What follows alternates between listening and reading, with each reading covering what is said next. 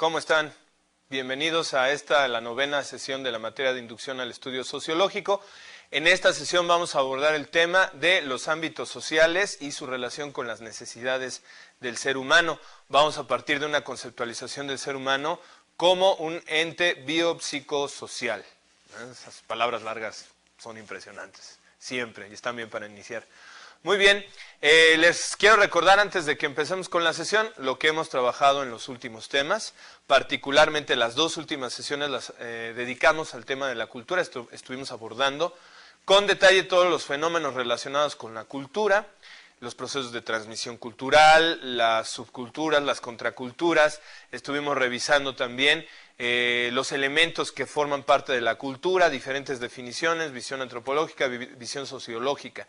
Esto como parte del complemento a todo lo que ya veníamos viendo desde antes sobre el tema de la sociedad, la parte de la interacción social y cómo está condicionada por las instituciones, por la estratificación social, los roles, el estatus, etcétera. Vimos el tema de la socialización y de hecho partimos desde el inicio, desde la primera sesión, con una diferencia entre lo que era el concepto de comunidad y el concepto de sociedad. Muy bien. Esta última sesión, la de hoy, bueno, no es la última de la materia, pero hasta aquí, va a ser ya como el preámbulo para entrar en el cierre de la materia, donde vamos a abordar la temática de la sociología de las organizaciones, donde ya vamos a aterrizar muchos de los conceptos que hemos visto, muchos incluso de forma teórica, pero ya los vamos a aterrizar sobre todo en el mundo de la empresa, en el mundo de las organizaciones formales que se establecen para lograr ciertos objetivos. Pero bueno, eso será más adelante. Vamos a revisar los objetivos que tenemos marcados en esta asignatura. Vamos a leerlos, los invito ahí a revisar su pantalla. El objetivo particular es comprender de qué forma diversos contextos sociales en los que nos movemos, los seres humanos, son necesarios para satisfacer nuestras necesidades. Vamos a ver cómo la cultura, cómo la economía, cómo la política se convierten en elementos fundamentales para satisfacer una serie de necesidades que incluso han sido creadas con la propia cultura, con la propia sociedad, que no son parte necesariamente de nuestras necesidades eminentemente fisiológicas. Así es que vamos a partir ya hablando específicamente de lo que sería una conceptualización del ser humano, como ya les decía yo hace un momento, como un ser biopsicosocial, y vamos a ver estos tres ámbitos: cultura, política y economía, la influencia o cómo es que se organizan, cómo es que se llevan a cabo los procesos relacionados con estos ámbitos orientados hacia la satisfacción de necesidades. Muy bien. Ya revisados estos objetivos podemos iniciar nuestra sesión. El ser humano como un ente biopsicosocial. Reflexionen sobre esa frase, por favor. Bueno, evidentemente nos está hablando que el ser humano es un ser bastante más complejo de meramente un ser corporal.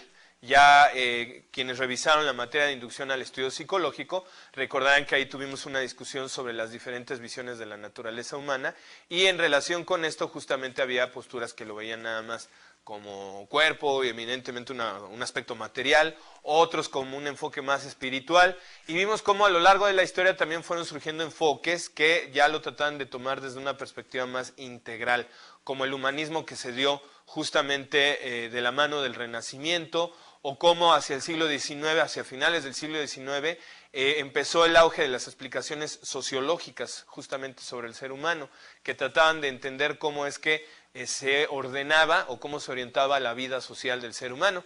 No está de más, y sobre todo porque viene muy a la mano con lo que vamos a ver aquí, los planteamientos que nos daban Marx, Nietzsche y Freud, sobre todo porque justamente van a encajar con los temas que vamos a revisar el día de hoy.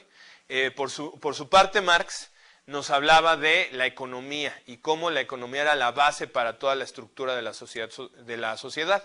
Nietzsche nos hablaba de la necesidad de poder, ¿se acuerdan de esta necesidad del ser humano de influenciar, de actuar, de hacer? Y eso evidentemente nos lleva al tema de la política y también, por supuesto, al tema de la cultura. Y Freud, con su énfasis en el instinto sexual y cómo de alguna manera lo social y la cultura se movían gracias a la sublimación de todas estas tendencias, también nos llevaba un poco tanto al aspecto político como cultural sobre todo, aunque, analizándolo con cuidado, pues también nos lleva evidentemente al plano económico. Entonces, estas grandes explicaciones son la base por la cual se ha ido creando un modelo que, por ejemplo, en el terreno de la salud ha venido en los últimos tiempos a reemplazar a la visión médica tradicional. Vamos a hacer aparentemente aquí un rodeo, pero van a ver cómo nos va a dejar muy claro esta situación. ¿Por qué nos enfermamos los seres humanos? A ver, piénsenlo, ¿por qué nos enfermamos? Bueno, seguramente hay infinidad de respuestas que se les han ocurrido a cada quien. Antes, sobre todo en el siglo XIX se puso, y en buena parte del siglo XX, se puso de moda lo que era el modelo biomédico. Nos enfermamos porque hay agentes patógenos que invaden nuestro cuerpo y generan infecciones. Bueno, y a la fecha sí es. De hecho, su servidor trae ahorita, por cierto, una pequeña infección, pero no pasa nada. Sin embargo, hay otras formas de enfocar el asunto de la enfermedad. De hecho, en las últimas décadas del siglo XX y en lo que va de ha ido surgiendo con más fuerza un modelo biopsicosocial, fíjense nada más, biopsicosocial, que justamente lo que trata de enfatizar es que sí, a veces nos enfermamos por los agentes patógenos, pero que también nuestro estilo de vida, lo que pensamos, cómo reaccionamos, la manera en que se organiza la sociedad, también nos enferma. Bueno, no necesito, a todos los que viven en una ciudad grande, digamos Distrito Federal, Guadalajara, Monterrey o más allá de las fronteras, cualquier otra gran metrópoli, saben perfectamente los estragos que hace el estrés en la salud y la contaminación, y todo eso no tiene que ver con agentes patógenos, sino que son el resultado de la propia evolución, del propio desarrollo de la civilización humana, y ahora estamos pagando ahí los costos. Entonces, este ejemplo lo quiero retomar porque justamente así como ese modelo biopsicosocial que se aplica a la salud trata de darnos una visión más íntegra del proceso de salud de enfermedad, así lo tenemos que nosotros ubicar en términos de lo que son las necesidades humanas. Entonces, como pueden ustedes ver en el esquema que está en su pantalla, el modelo biopsicosocial del que estamos hablando, pues asume que el ser humano está participando al mismo tiempo en varias esferas. Tiene una esfera biológica que evidentemente está condicionado por su cuerpo, por su naturaleza biológica, una esfera psicológica relacionada con los procesos mentales que a lo largo de la historia ha ido desarrollando por la evolución y complejización de su cerebro, y evidentemente la esfera de lo social, la esfera de la interacción con los otros. En ese sentido, las necesidades que tenemos pues están evidentemente relacionadas con estas esferas de forma distinta. Y este es un tema fundamental, sobre todo fundamental en la mercadotecnia, porque a final de cuentas el mercadeo, el marketing, como ustedes le quieran llamar, está orientado a satisfacer necesidades de un consumidor. Y a veces incluso a crearlas.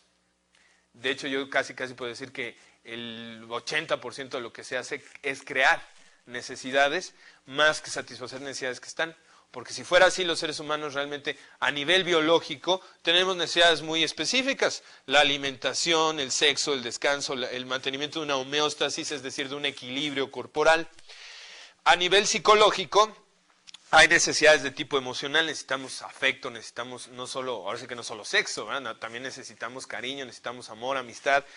A nivel cognitivo necesitamos cierta congruencia, necesitamos que nuestro entorno sea seguro, que sea predecible, para que más o menos podamos nosotros planificar y organizar nuestra conducta.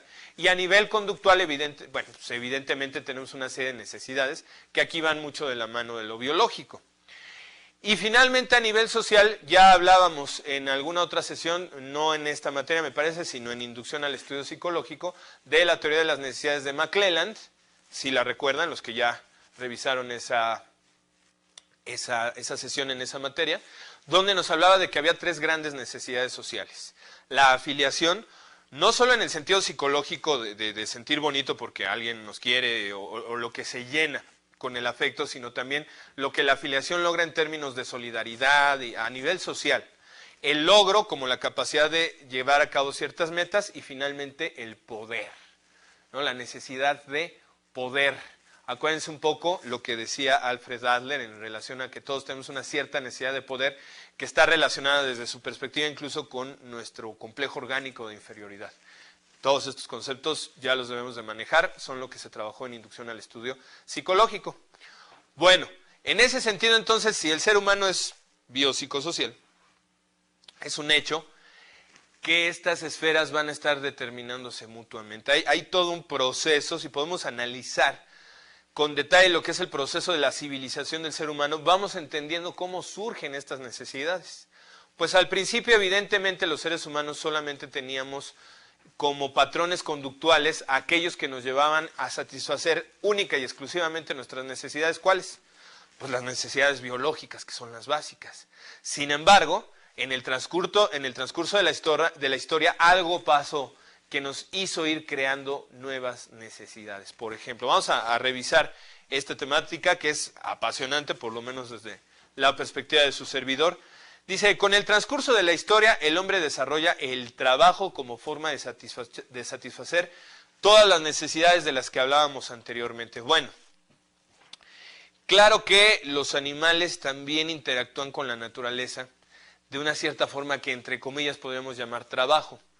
La gran diferencia es que el hombre activa, voluntaria, consciente y planificadamente transforma la naturaleza para lograr generar los satisfactores que necesita para sus diferentes necesidades. En ese sentido, el trabajo es fundamental. En la perspectiva sociológica del materialismo histórico y que luego ha sido retomada en otros campos, por ejemplo en la psicología social o en la propia psicología del desarrollo con Vygotsky, se habla mucho de esto. ¿Por qué? Porque el trabajo obliga a dos cosas. Al no poseer el ser humano ni grandes fauces, ni tremendas garras, ni un tamaño impresionante, pues tuvo que socializar para poder llevar a cabo sus actividades, como por ejemplo la cacería. Esa socialización lo va a llevar a desarrollar herramientas materiales y herramientas simbólicas. Herramientas materiales, pues una lanza, una piedra con la cual cortar o hacer cualquier cosa, pero al mismo tiempo herramientas simbólicas como el lenguaje pictórico, ya sea el lenguaje verbal, por la cuestión que ustedes quieran, pero finalmente también eso se convierte en una herramienta ¿para qué? Justamente para hacer más efectiva la forma de socialización. Todo esto modifica el ámbito de acción del ser humano y por lo tanto genera nuevas necesidades. Por ejemplo, el ser humano, ya lo platicábamos la sesión pasada, viaja, el Homo sapiens viaja y de repente enfrenta a otros medios ambientes, otros ecosistemas que le obligan a generar cosas, por ejemplo calzado, ropa, pero una vez que crea ropa ahora necesita cosas con las cuales mantener su ropa y así. Entonces en la medida que el ser humano crea nuevas herramientas y nuevos utensilios y va acrecentando su cultura, se generan nuevas necesidades que tienen que ver justamente con el mantenimiento de la cultura, nada más ni nada menos, ¿sí? Esto es lo que llamamos el proceso civilizatorio, ¿sí? Y que va a llevar a crear instituciones, a crear organizaciones sociales permanentes que a su vez van a necesitar otro tipo de satisfactores para mantenerse. Al crearse instituciones políticas, económicas, es un hecho que esto genera nuevas actividades, nuevos roles sociales, se va estratificando la sociedad y todo eso implica nuevas necesidades. En la medida que una sociedad se vuelve cada vez más compleja, más desarrollada tecnológica y culturalmente, más diferenciada y heterogénea, seguramente el cúmulo de necesidades que la propia interacción social va a generar se va a ampliar. Ya en este sentido es como entendíamos hace 1 o 2 sesiones justamente el sentido de lo que es la mercadotecnia. La mercadotecnia crece en la medida que la sociedad occidental se vuelve más compleja y se asumen ciertos paradigmas como la individualidad, la racionalidad, la libertad de elección. Pero ante los diferentes ámbitos que enfrenta el ser humano, la explosión de nuevas necesidades lo lleva justamente a estar ávido, por decirlo menos, ávido de satisfactores, así, por decir lo menos, ¿no? Bueno, incluso las propias tensiones originadas de la interacción social va a crear nuevas necesidades. Solo así podríamos entender todos los factores relacionados con la drogadicción. La drogadicción en cualquiera de sus modalidades, ya sea de fármacos, de alcohol, de tabaco, de lo que ustedes quieran, finalmente también responde a necesidades que están esperando ahí ser llenadas, a necesidades emocionales, necesidades cognitivas, de seguridad, que la gente de alguna manera pretende o cree que la sustancia va a lograr llenar, sobre todo cuando ya los demás no llenan esas necesidades por la dinámica misma de nuestra interacción social, que muchas veces es muy fría, muy vacía de significados. Entonces, hasta ese tipo de conductas maladaptativas generan sus propias necesidades y generan personas dedicadas pues a crear los satisfactores para esas necesidades. Hasta ese punto llegamos con este proceso. Así que como decía quizá Marx, que toda civilización creaba el germen de su propia degradación, sin ser tan dramáticos, sí podemos entender que el proceso civilizatorio, sobre todo en el mundo occidental, lleva cierta lógica y cierta dinámica que explica el surgimiento de todas estas cuestiones. Me permito recomendarles un libro fabuloso para entender todo esto en términos de lo que es la parte ilegal, vamos a llamarle así, que se llama Lo ilícito, de Moisés Naim. Déjenme escribir acá en el pizarrón.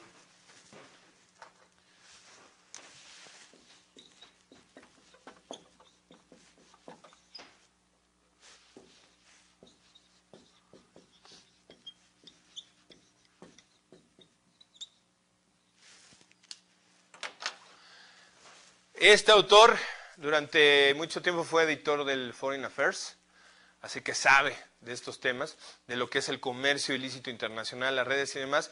Y es interesante porque el libro justamente lo enfoca desde el punto de vista de cómo las propias herramientas que ha generado la globalización, por ejemplo, con Internet, etcétera, etcétera, esas mismas herramientas han facilitado y potenciado el comercio ilícito en todas sus manifestaciones. Es muy interesante para enfocarlo de una manera que nos dé un panorama más amplio de esto que estamos hablando en esta sesión. Les recomiendo realmente mucho el libro, sobre todo porque me dan una comisión. No, no es cierto, por supuesto que no. Muy bien, vamos entrando entonces ya de manera específica con nuestros tres ámbitos: cultura, economía y política. En el ámbito de la cultura, fíjense, está relacionado sobre todo en este caso como un satisfactor psicológico. Hablábamos, voy a regresar un poco acá, hablábamos que en el terreno psicológico tenemos necesidades que tienen que ver con lo emocional, lo cognitivo y lo conductual. Bueno, particularmente en las dos primeras, es claro cómo la cultura va a ser la generadora de los satisfactores para ese tipo de necesidades emocionales, que también incluyen, por supuesto, la estética, la necesidad estética de apreciar algo bello, como las cognitivas. La cultura provee los marcos para la interpretación coherente de la realidad. Ya lo decíamos en sesiones anteriores. Clifford Geertz definía la cultura como una estructura de significaciones, es decir, como los elementos que nos permiten encontrarle un sentido a la realidad. Así que la cultura satisface esa necesidad de poder tener ¿cómo podemos decir?, un trasfondo con el cual yo poder interpretar la realidad circundante. Por otro lado, la cultura proporciona los sistemas normativos que regulan la interacción y promueven la cohesión social. Ya lo veíamos también en la sesión anterior. La cultura nos va a dar elementos normativos como son el folclore, las costumbres, los sistemas legales, etc. Y todos estos elementos permiten que la interacción social se regule con ciertos cauces y esto permita la armonía o la cohesión social. En tiempos en que esta circunstancia no se da, cuando los sistemas normativos no funcionan, vemos inmediatamente cómo una serie de necesidades empiezan a carecer de sustento en cuanto a los satisfactores. ¿Qué libertad? ¿Qué capacidad de andar tranquilamente por la calle podemos tener? Que es evidentemente una necesidad de todos. Recuerden que incluso en la pirámide de Maslow justamente ponía inmediatamente de las necesidades fisiológicas, las necesidades de seguridad. ¿Cómo podemos satisfacerlas si no hay un marco regulatorio que sabemos que nos garantiza ciertos derechos o que nos va a permitir reclamar cuando alguien los violente? Entonces, en la medida que los sistemas legales se van deteriorando, se deteriora por supuesto la convivencia social y la calidad de vida humana también se va deteriorando. De igual manera, el no contar, por ejemplo, con lo que es la educación como un sistema normativo que nos va orientando, también nos va a degradar en términos de las expectativas de lo que se puede hacer. No quiero decir que las personas que no han estudiado una licenciatura estén degradadas, no.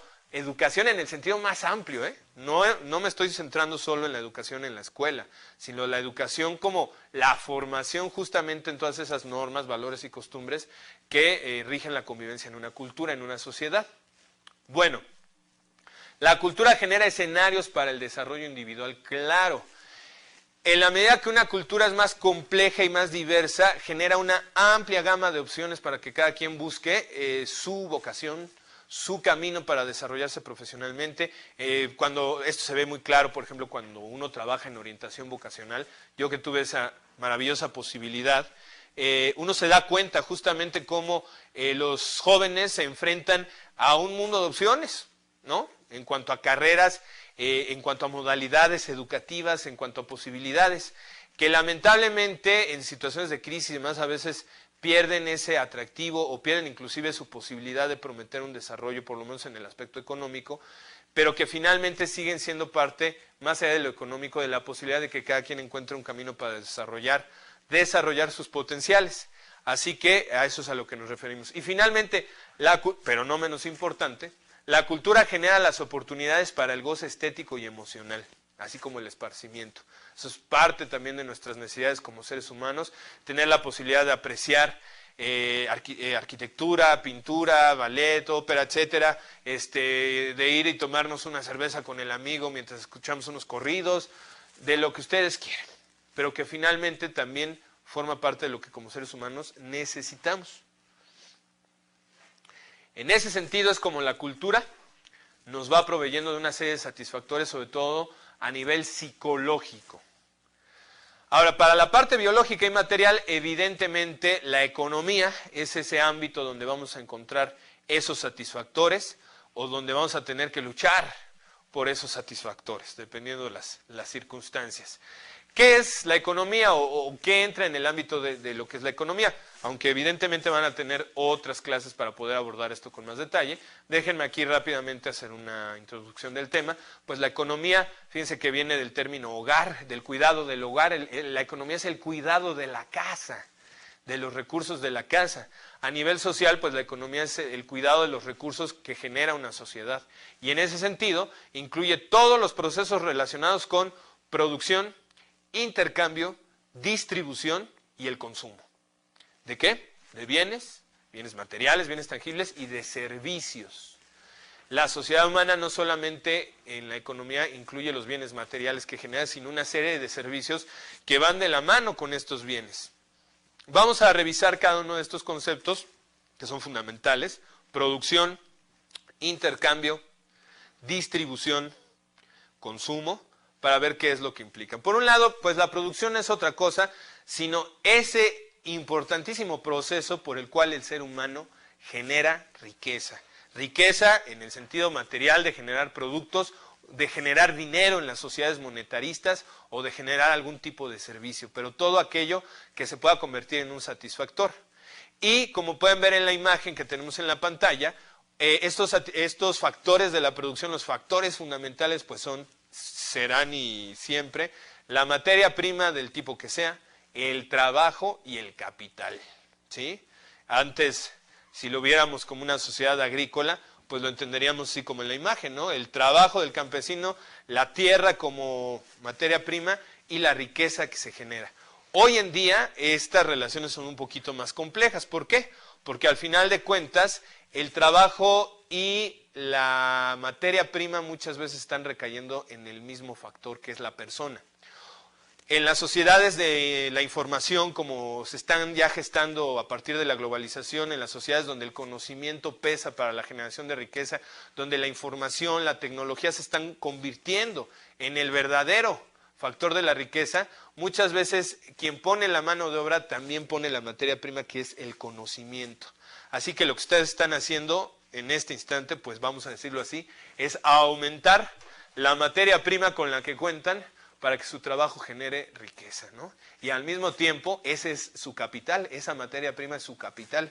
Claro, le están invirtiendo un dinerito por ahí, pero lo importante es que este capital en términos de capacidad de generar riqueza, también casi todos los factores de producción ya recaen en una persona en este tipo de ámbitos y en este tipo de servicios. Tiene que ver mucho obviamente con los sectores productivos. En el sector agrícola, en el sector industrial, los factores de la producción normalmente están separados, pero en el sector de nosotros, como mercadólogos me refiero por supuesto, que es el sector terciario, el sector del comercio y los servicios, muchas veces las tres cosas, trabajo, materia prima y capital, están concentrados en el mismo factor que es la persona y que esa materia prima y ese capital no es otra cosa que su propia educación, la información, la formación, los elementos que recibe para después ponerlos a trabajar en beneficio suyo y en beneficio, por supuesto, de la colectividad.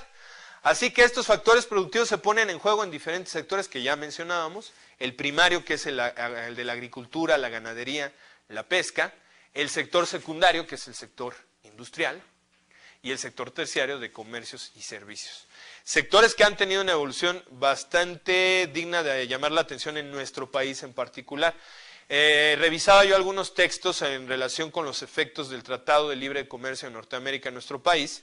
Ustedes saben que desde el año 94 las relaciones comerciales entre Canadá, Estados Unidos y México se rigen por este tratado. Y se trataba de hacer una evaluación del tratado crítica. ¿Y qué es lo que se detectaba? Bueno, que efectivamente, sobre todo el sector de servicios y comercio, sobre todo ese comercio relacionado con la exportación, por ejemplo, había tenido verdaderamente un crecimiento impresionante. De hecho, a la fecha, o por lo menos antes de que empezaran los problemas de la depresión económica por la que actualmente atravesamos, había un superávit en la balanza comercial de México y Estados Unidos, es decir, México le vendía más a Estados Unidos de lo que compraba. Aunque claro, muchas empresas que producen aquí en México no son mexicanas, pequeño detalle. Bueno, el sector industrial había tenido ahí diferente comportamiento, pero se había mantenido más o menos estable, aunque una ligera tendencia a la baja en ciertos sectores.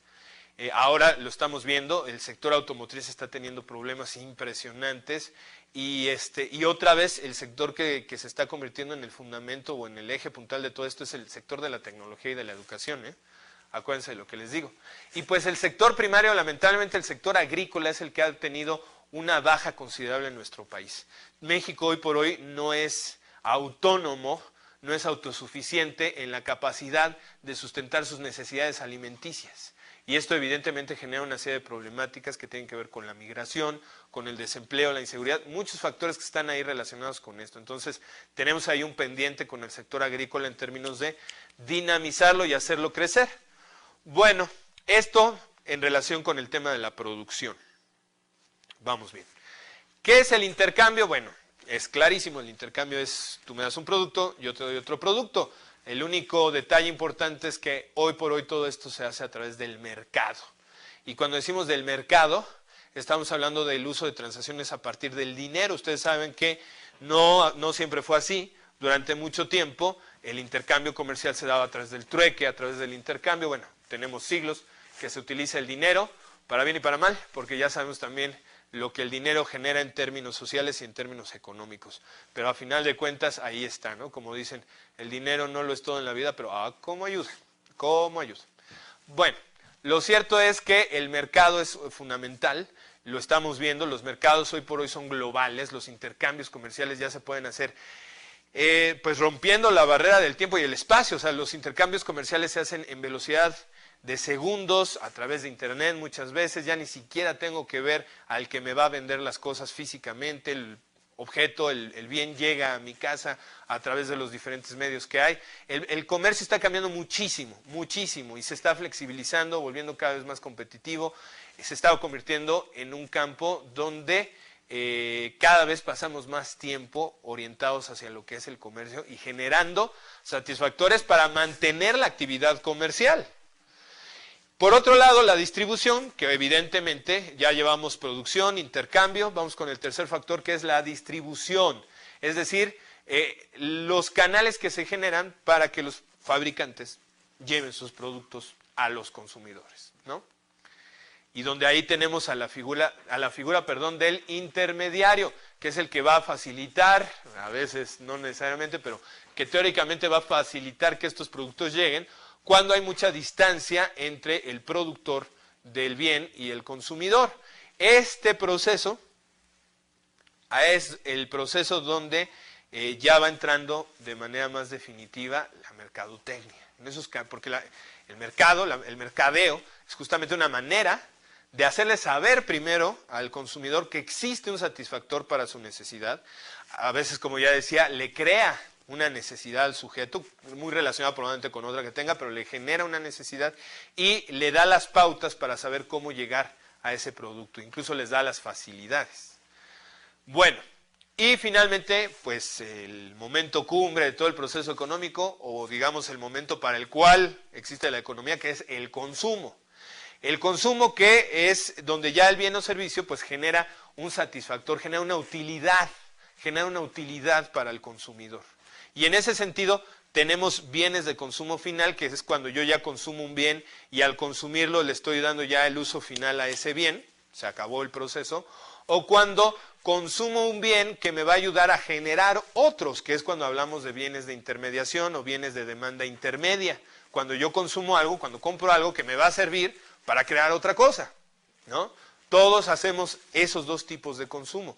Por ejemplo, comprar comida, pues es consumir bienes finales, pero comprar material para trabajar, comprar, por ejemplo, tóner para la computadora o lo que ustedes quieran, pues finalmente son bienes de demanda intermedia porque van a servir para generar más riqueza. Así que al terminar este ciclo, ustedes se dan cuenta que entre consumo y producción, como bien señala nuestra pantalla, vamos a revisarlo, pues hay un círculo de retroalimentación.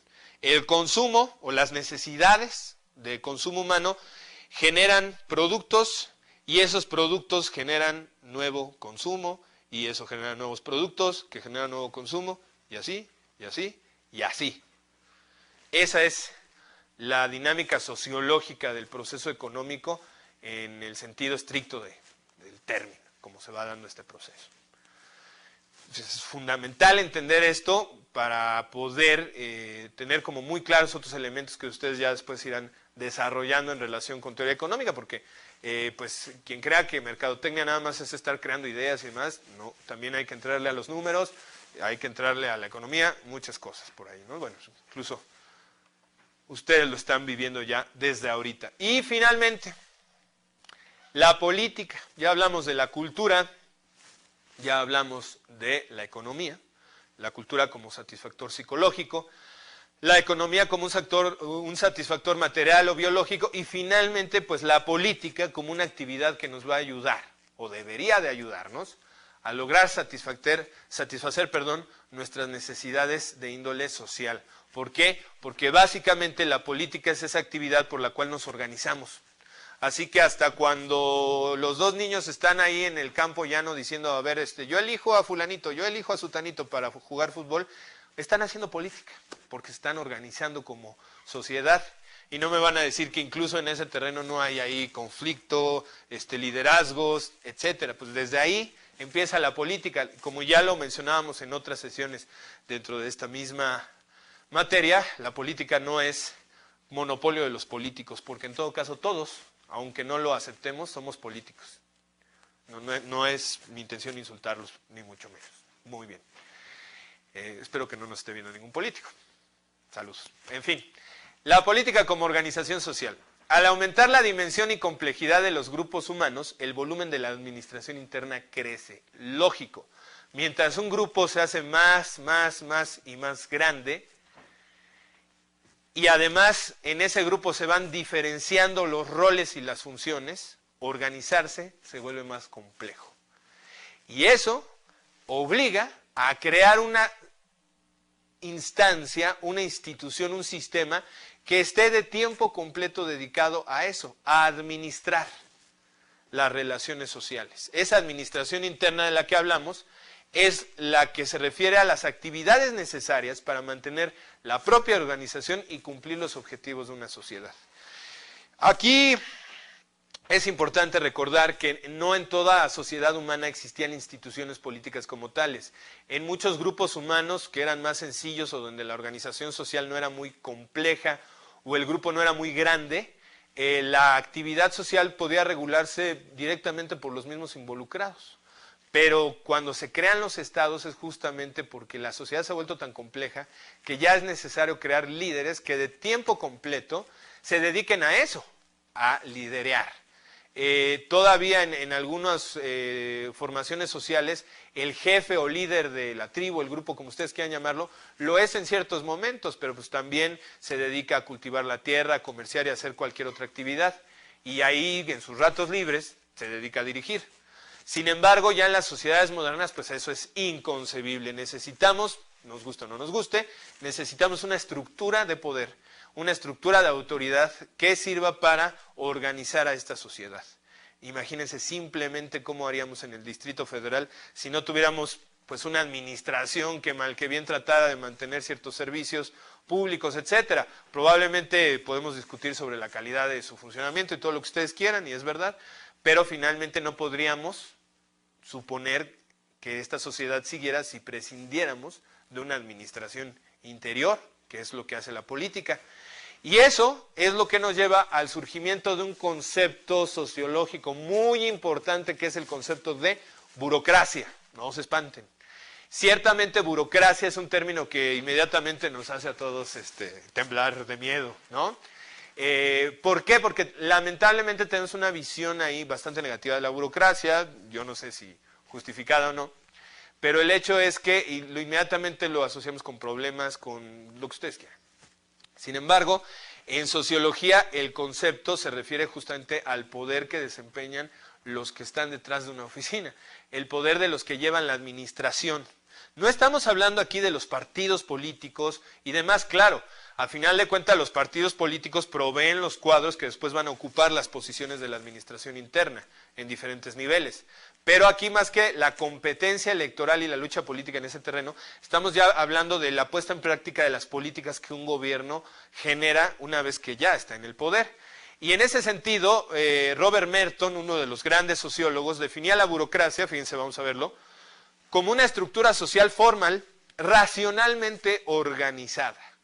Lo cual seguramente habrá por ahí 2 o 3 que se están riendo a carcajadas, porque a veces parece que lo último que hay en la burocracia es racionalidad. Pero eso no es culpa de la burocracia como concepto ni de la sociología, es culpa de la manera en que la llevamos a cabo. Pero podemos apreciar que con todo y todo existen estructuras burocráticas que funcionan, que cumplen con su actividad y que están reguladas bajo procedimientos racionales donde hay una entrada de información, un procedimiento y una salida. Por muy engorroso que sea eso y que por muy que podamos irlo, pues digamos, depurando y modificando, pero por lo menos desde la sociología teórica e idealmente, se asume que la burocracia en las estructuras de gobierno es justamente algo inevitable al surgimiento de los estados. Los estados modernos, tanto los estados monárquicos, absolutistas, totalitarios, democráticos, como ustedes quieran, no pueden prescindir de una burocracia.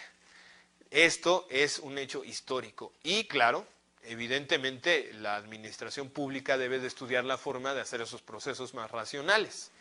Y evidentemente está el tema de la corrupción, que lamentablemente le quita pues no solo la racionalidad a estos procesos, sino incluso el término de organización, ¿no? Porque ya se termina convirtiendo en otra cosa. Pero eso, así sea, como en la realidad lamentablemente se dan las cosas, pues la burocracia tiene esa función desde el punto de vista sociológico. Es una necesidad, querámoslo o no, a lo mejor por eso la sufrimos tanto, pero la burocracia cumple con nos da los satisfactores necesarios para cumplir nuestros requerimientos sociales. Muchos de los satisfactores sociales que necesitamos pasan por trámites y ahí está la burocracia. Aquí lo interesante es justamente cómo nosotros, que vamos a participar de alguna manera en el desarrollo de este país, o estamos participando, podemos hacer que estas circunstancias vayan cambiando y que realmente la organización interna de nuestro país siga en todos sus senderos un orden racional. Bueno, hay otros aspectos de la política, un poquito ya al margen de la burocracia, que evidentemente van a impactar en la organización social. En cierto sentido, la manera en que se articulan las políticas públicas por parte del gobierno es relativamente independiente de la base de los electores. ¿Por qué? Porque finalmente se supone que cuando elegimos a alguien le estamos delegando el poder para que nos represente y no en cada y una de las decisiones que tome nos tiene que ir a consultar porque ya estamos suponiendo que él va a cumplir con ciertos lineamientos que estaban en su plataforma, que nos prometió, lo que ustedes quieran. Pero evidentemente lo que le da legitimidad a esas políticas, a la articulación de esas políticas, es que estén legitimadas y su legitimización pasa por el hecho de que la sociedad esté de acuerdo con esas políticas. Y este es un terreno fértil para el desarrollo también de las estrategias mercadotécnicas.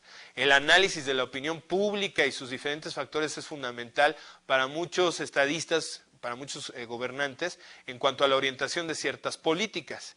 Y a veces, evidentemente, también la mercadotecnia le da la legitimidad que le puede faltar a una estrategia o a una política pública, ¿no? Que es finalmente los usos y abusos que se pueden hacer de esta actividad.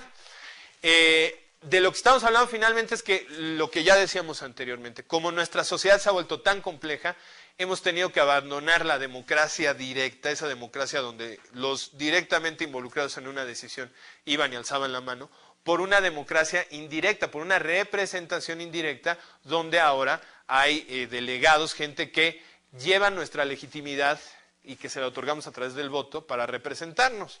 Mal que bien, nos guste o no lo que haga después, pero finalmente el voto es una forma de legitimización de las políticas públicas. Por eso, los sistemas políticos entran en crisis cuando no hay votaciones, cuando hay mucho abstencionismo, y es cuando los gobiernos, los estados tienen que recurrir o recurren a la fuerza, al uso de estrategias totalitaristas para lograrse legitimar, si se puede usar el término, la legitimización por parte de la fuerza. Así es que en las sociedades verdaderamente democráticas, la participación social, que finalmente no se reduce exclusivamente al voto, sino que tiene muchas vías y canales de manifestación, eso es lo que le da, aunque sea de forma indirecta, su legitimidad al sistema político.